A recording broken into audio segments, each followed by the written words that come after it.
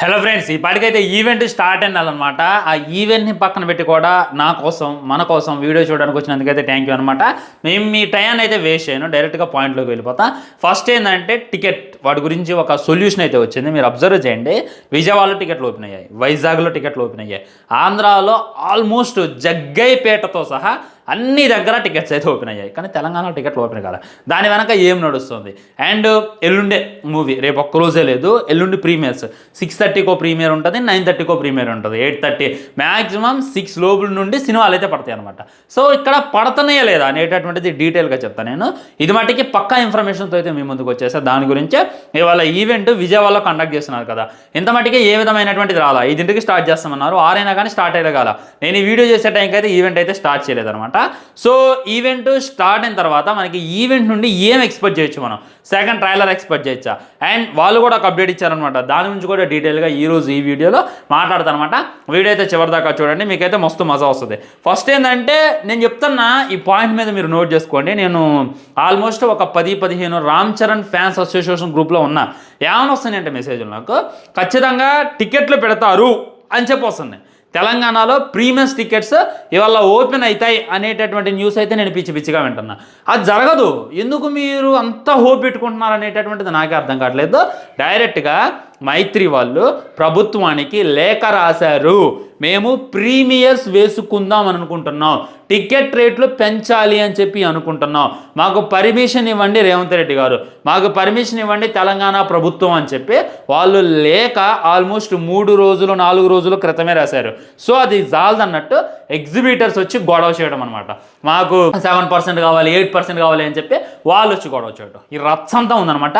వాళ్ళు కూడా ఒక లెటర్ రాసేశారు, దయచేసి రేవంత్ రెడ్డి గారు టికెట్ రేట్స్ పెంచొద్దు అని చెప్పి వాళ్ళు కూడా ఒక వినతి పత్రాన్ని అయితే అందజేశారు. సో కోర్టుకి అయితే వెళ్ళిందనమాట. కోర్టు ఏం చెప్పిందంటే 8వ తారీఖు దాకా వెయిట్ చేయండి, టికెట్ రేట్లు పెంచాలా వద్దా, ప్రీమియర్స్ వేయాలా వద్దా అనేటటువంటిది డిసైడ్ చేస్తామని చెప్పి కోర్టు అయితే ఆల్రెడీ సమాధానం ఇచ్చేసింది, 100% ఇచ్చేసింది. అది మనకు అఫీషియల్గానే తెలుసు అనమాట. నేను నిన్న కూడా దీని గురించి డిస్కషన్ చేశా. సో ఏం జరుగుతుందంటే 9వ తారీఖు 8వ తారీఖు దాకంటే ఎట్లా, ఆల్రెడీ 4వ తారీఖు సినిమా వరల్డ్ వైడ్ రిలీజ్ అవుతుంది అనేటటువంటి అనౌన్స్మెంట్ చేసేసారు.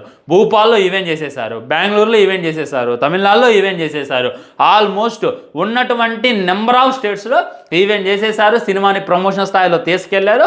యూఎస్ఏలో చూసుకున్నట్లయితే అడ్వాన్స్ బుకింగ్ కూడా ఎప్పుడో 10 రోజుల క్రితం ఓపెన్ చేశారు, కాకపోతే ఇంకా 1 మిలియన్ టచ్ కాలేదు. దాని గురించి కూడా చెప్తా. సో ఇంత కథ జరిగింది. ఓన్లీ తెలంగాణ స్టేట్ వాళ్ళు 9వ తారీఖు 8వ తారీఖు పర్మిషన్ ఇస్తామని అన్నారు అని సినిమాని పోస్ట్పోన్ చేసుకోవడం జరిగేటటువంటి పని కాదు. దానివల్ల వాళ్ళు అప్పుడు దాకా వెయిట్ చేయమని చెప్పి ఇంకా వాళ్ళు ఇచ్చినటువంటి వినతి పత్రాన్ని వాళ్ళే వెనకైతే తీసుకోవడం జరిగింది. నేను 100% బల్లగొద్ది చెప్తున్నా, తెలంగాణలో అయితే ప్రీమియర్స్ పడవు. ఇదైతే మీరు రికార్డ్ చేసి పెట్టుకోండి. మళ్ళీ తర్వాత మీరు నన్ను క్వశ్చన్ చేయండి. మీ అదృష్టం మన అదృష్టం పడితే పడాలని చెప్పి కోరుకుంటున్నా, కానీ పడవు అనేటటువంటిది క్లారిటీగా గుర్తుపెట్టుకోండి. వీలైతే ఆంధ్రాలో టికెట్స్ బుక్ చేసేసుకోండి. మీ నియర్ దగ్గర వద్దులే మేము వెయిట్ చేస్తామంటే 4వ తారీఖు మార్నింగ్ 11 గంటలకి 7 గంటలకి షో పడిద్ది, అప్పుడు ప్రశాంతంగా చూసేయండి. లేదు మేము ముందే చూడాలి అని అంటే అర్జెంటుగా మీ దగ్గరలో ఉన్నటువంటి ఆంధ్రాకి వెళ్ళిపోండి.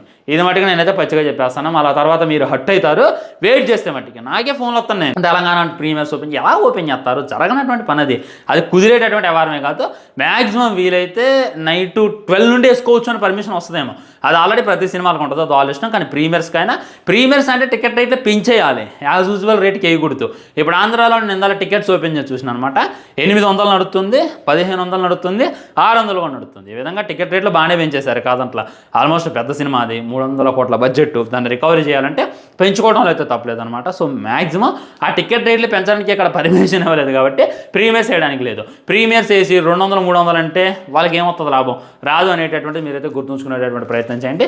ప్రీమియర్స్లోనే ఆల్మోస్ట్ 20% కలెక్షన్స్ రికవరీ అయింది. సో ఆ దెబ్బ పెద్దకి పడింది కాబట్టి మ్యాక్సిమం.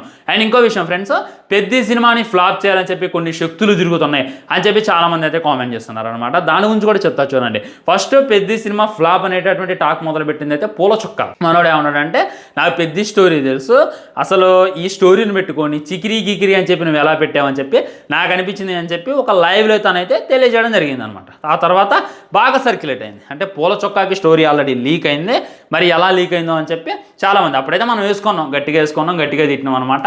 ఆబ్వియస్లీ పూల చొక్కా నాకు పర్సనల్గా తెలుసు, అయినా కానీ అవన్నీ మర్చిపోయి సినిమాకి రెస్పెక్ట్ ఇవ్వాలి. సినిమా తిండి పెడుతుంది, నాకేం పూల చొక్కా తిండి పెట్టట్లా అనేటటువంటి ఉద్దేశంతో అసలు సినిమా రిలీజ్ అయ్యాక ఏదైనా చెప్పు, నీ మనసులో ఉన్న మాట చెప్పు, అది తప్పులేదు. రిలీజ్ కాదాలకే దాని మీద నెగిటివ్ ఎందుకు అని చెప్పి నేనైతే వీడియోలో తిట్టడం కూడా జరిగింది అనమాట. మీరైతే మన ఛానల్కి వెళ్ళి చెక్ చేయొచ్చు. అదొకటి. ఎగ్జాక్ట్లీ సినిమా ఇంకొన్ని రోజుల్లో రిలీజ్ అవుతుంది అనగా ఎగ్జిబిటర్స్ వచ్చి గొడవ చేయటం, మాకు పర్సంటేజ్ కావాలి. ఇది ఎక్కడే మాసు, నాకైతే ఇది అర్థం కాలేదనమాట. అండ్ చికిరి వచ్చినప్పుడు దాన్ని ఎంతలా ట్రోల్ చేశారు. అదేదో ఐఫోన్ రింగ్ టోన్ లాగా ఉందని చెప్పి రామ్ చరణ్ అని బాత్రూంలో పెట్టి అయ్యి అని చెప్పి పచ్చిగా ట్రోల్ చేశారు. ఆ తర్వాత రైరేరా సాంగ్ చూసుకోవటం, అది ఏదో న్యాచురల్గా లేదు, డ్యాన్స్ ఆర్టిఫిషియల్గా ఉందని చెప్పి ట్రోల్ చేశారు. అండ్ హల్లెల్లో సాంగ్ వచ్చినప్పుడు కూడా అసలు ఏది ఎఫెక్టివ్ లోవి స్టెప్స్ అని చెప్పి ఇంకా ట్రోల్ చేశారు. ఈ విధంగా దాని వెనక ఎంత కుట్ర చేయాలో అంత కుట్ర చేస్తున్నారు, ఎంత రచ్చ చేయాలో అంత రచ్చ చేస్తున్నారు. నేనైతే ఫైనల్లీ చెప్తున్నా, సినిమా బాగుంటే రామ్ చరణ్ అన్నని ఇది కూడా చేయలేరు, ఇంటికి కూడా వేయలేరు. రివ్యూవర్స్ అందరూ ఏకమై వచ్చిన, కావాలని చెప్పి నెగిటివ్ ఇచ్చిన. ఇప్పుడు మన ఈ డైరెక్టర్ గారు ప్రొడ్యూసర్ గారు ఒకళ్ళు అన్నారనమాట, ఒక హీరో సినిమా రిలీజ్ అవుతుందంటే మిగిలిన 5 హీరో ఫ్యాన్స్ కలిసి ఆ సినిమాని టార్గెట్ చేస్తారు, ఆ సినిమాని ట్రోల్ చేస్తారు. వాటన్నిటిని తట్టుకొని నిలబడాలి.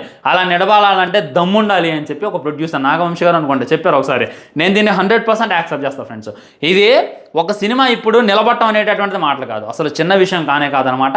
నువ్వు ఎన్ని ఈవెంట్లు చేయి, ఎన్ని ప్రమోట్ చేయి.